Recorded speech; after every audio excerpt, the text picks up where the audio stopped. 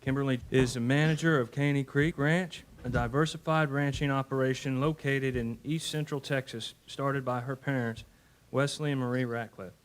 Kimberly joined the ranch in 2007 after leaving her job with Bloomberg, a New York City financial firm, where she was a branding specialist.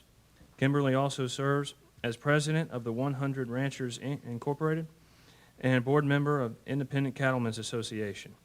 She has a bachelor degree in marketing and computer science from Long Island University, a ranch management diploma also from Texas Christian University, and is a recent graduate of the Texas Agricultural Lifetime Leadership Program. Additionally, she's a good friend of mine. So welcome, Kim.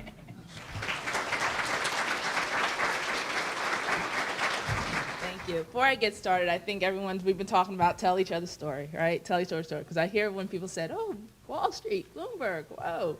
Well, how did I get back at the ranch, right? So yeah, I pretty much grew up in New York area, in the upstate area in New York. My dad's job, he was an executive for a corporation up there. And upon retiring from corporation and having his own company, he had a brilliant idea of buying a couple thousand acres. And at the time, I was working at Bloomberg. And, you know, I am the youngest of 3 children and the only daughter.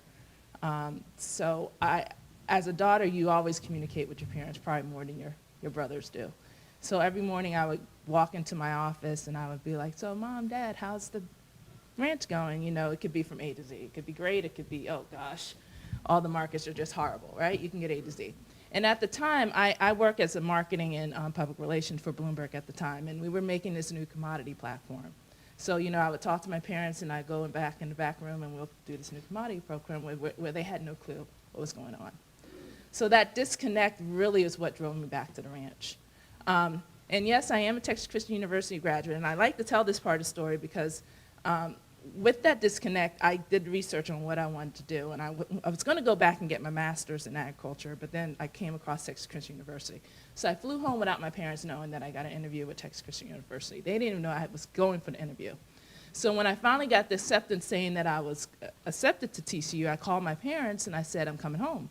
And they were like so excited because they thought I got another job in New York, and got a job in Texas because I was the only one outside of Texas. They're like, oh, I'm so excited. Where are you working? I said, Caney Creek Ranch. I said, I'm coming home. So upon that, and I told them I got accepted at Texas Christian University. And then I went there, finished my diploma with Texas Christian, and I came home to the ranch. And I changed the whole atmosphere of the ranch because I told my parents I am not going back to corporate. No matter what, this is my home, so I'm going to have to somehow be the second generation and make sure it lasts for a long time. So what am I going to do to make sure that I am not going back to corporate? So I changed the whole dynamics of the whole operation. I told my dad, okay, we're going to have to figure out how many enterprises we have. Right now, we're just in the cow-calf. I said, cow-calf is up and down, and you never know what the market's going to do, so what am I going to do? So I opened it up. We started selling hay to the zoos. So now we sell hay to the Dallas Zoo and the Mountain Police officers. We bought a feed yard, so now I'm feeding out animals. We just kind of diversified the operation to that point. And then I realized I got so much education from just learning agriculture and from my financial background. I really can't be selfish with that education. And that's the one thing I always preach is sometimes with us having a family operation, how we solved our family situation, you can't be selfish with that. You got to share it with everyone. So I couldn't be selfish, so what did I do? I started a nonprofit. My main thing is socially disadvantaged producers are one of the top agriculture producers that are selling their land. And with my research behind that, I realized there's something I have to do with that social disadvantaged area. So I started a nonprofit, and that nonprofit has grown to a point that now we have our own marketing base where we actually collaborate and sell our cattle about 4 to 5 times a year. And if that alone keeps them in the market, that helps no matter what. And that might be the small market that's keeping them in there, but that has helped keep some of the socially disadvantaged ranchers in the industry because they have had the ability to sell higher than what they would sell in the other industry possible. So that is one thing. The other thing is I have 2 older brothers, and I am the baby sister, so I have 3 fathers, right? So with my 3 fathers, how can I get them involved in the operation? They don't like coming whatsoever. But the one thing they love to do is, you know, everyone that has a ranch, they have freezers full of meat, right?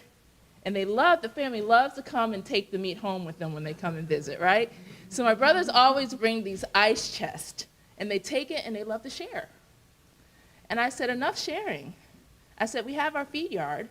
The three of us are going to start just our simple meat company. We're going to feed out, and if you have someone that wants meat, it's no longer you stealing from us and giving it to them. You're going to take an order. Here's the order form. And now you're going to give that order form back to us, and they're going to pay for the meat now. Okay?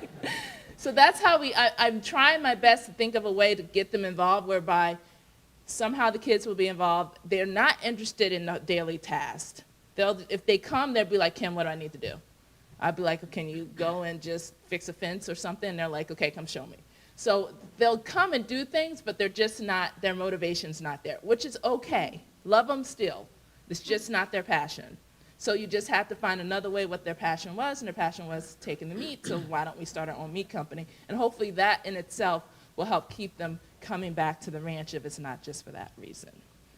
So I guess that's pretty much my story of just how I got back to the ranch and how I'm trying to keep the family at the ranch at the same time helping the community.